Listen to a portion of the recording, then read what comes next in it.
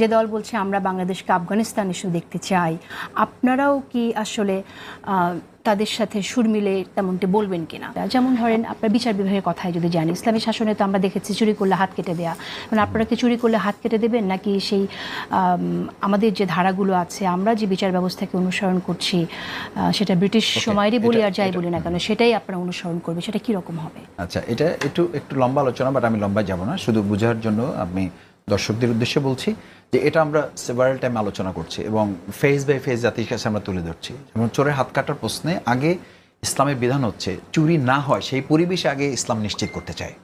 যদি হয়, রাসূল সাল্লাল্লাহু আলাইহি সাল্লাম বলেছেন যে চুরি হয়েছে, ওই চোরের হাত কাটার আগে তোমাকে দেখতে হবে যে সে চুরির পরিবেশটা কেন হলো, সেই দায়িত্ব রাষ্ট্র নিয়েছে কিনা, খুবই ইম্পর্টেন্ট। কিন্তু দুই হচ্ছে যে বিচার ব্যবস্থার কথা বা যেটা বলেছেন, ইসলামের বিধানটা হচ্ছে গ্রাজুয়াল।